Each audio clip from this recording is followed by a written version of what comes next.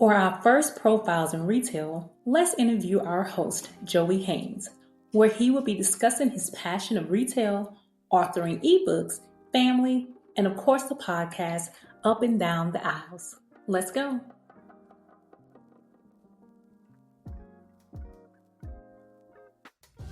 Retail. That's a question I've been asked several times, especially when I start going into retail over 4 decades ago. There's a lot of reasons why I love retail. A lot of customers are shocked that their issues are resolved to their satisfaction. Retail is about people, it's about customer service, it's about community. It's about people who come in looking for something and they leave out getting exactly what they want. It's about listening, solving problems, and resolving issues before the customer even asks. Community impact. I've met a lot of people and still maintain a lot of close relationship with people I met through the years in community events, community action, the company I work for support for things that they're doing. It's just different. I think there's another job out there that has more influence as it relates to being around customers than retail. They come there for you to solve a problem. They come there to get the things that they need for their life. Retail is not just about product, it's about people. Oh yeah, I understand why they say retail is detailed, because it is detailed.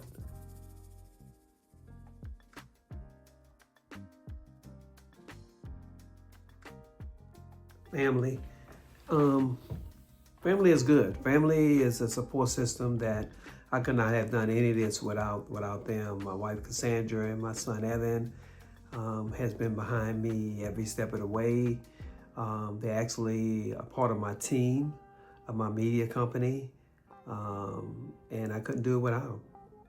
Family is good.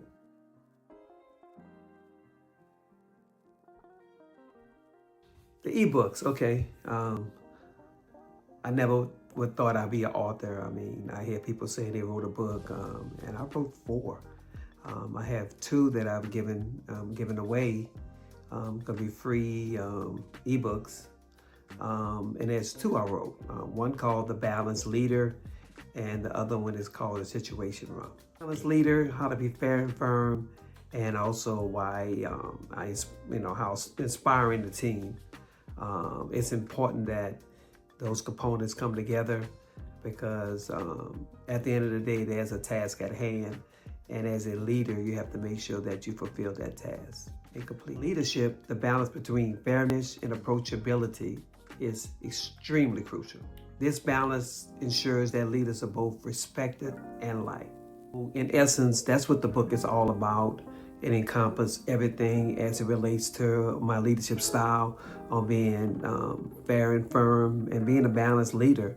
I have been in some of the toughest environments and with the expectations set really high, and I take on that challenge, and I think it's only fair to the company that employed me that I complete that task. So how you do that and also motivate your team, I think the balanced leader is definitely something I had to invoke to make sure that happens. Does the balanced leader approach works? Yes and no. Sometimes it does, sometimes it doesn't. Those who don't adapt to it and stuff, that's just a separate issue. But at the end of the day, I think it's very applicable for operational challenges. And being like important, of course it is. Everybody wants to be liked. But at the end of the day, we all are adults and we know we have a task at hand. That's why it's very important that we establish one thing. And the one thing we establish is that we have a problem. We have a situation. So we have to address it accordingly.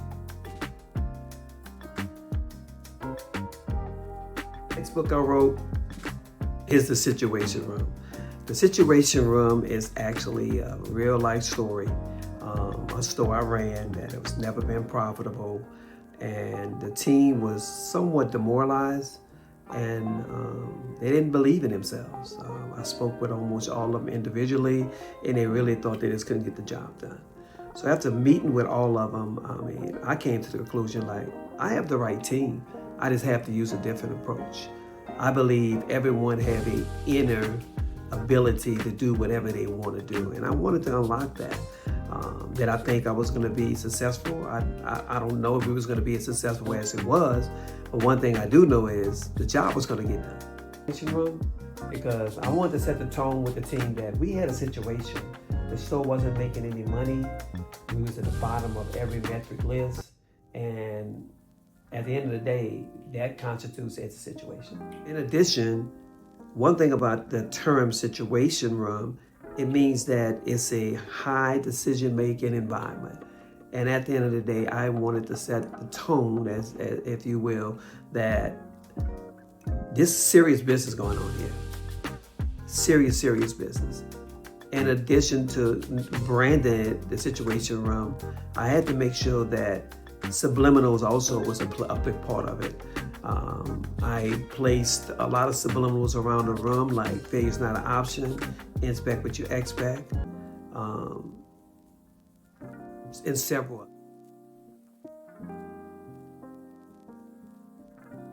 Up and down the aisles.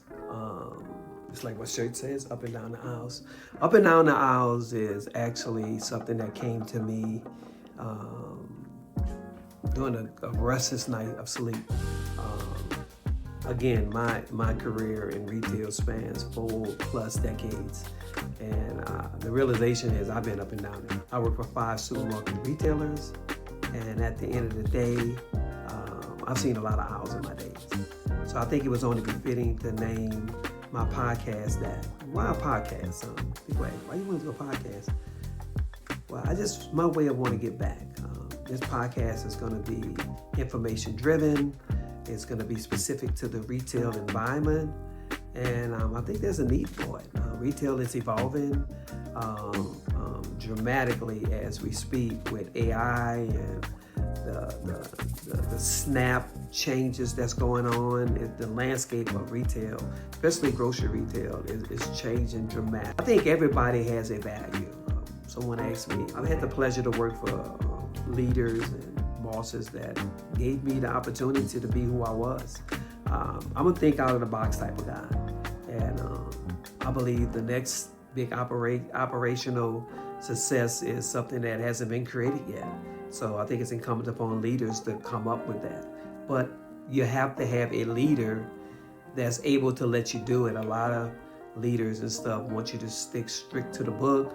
And that's why I support and I'm encouraged about companies that promote best practices, if you will. Best practice, a savior for me, and also, gave me the opportunity to be who I was, and and who I continue to be.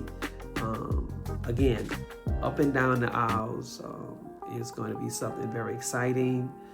We talking trade shows, we talking communication with a lot of leaders. I have a lot of interviews coming down the line. My first interview is personal. I started with this company. I started my retail journey with this company, and I'm going to speak with someone that has a lot of knowledge about this, and that's coming soon. And a lot of other people that are who in other parts of the United States and stuff that agreed to want to give me an interview so we can share the information and the knowledge.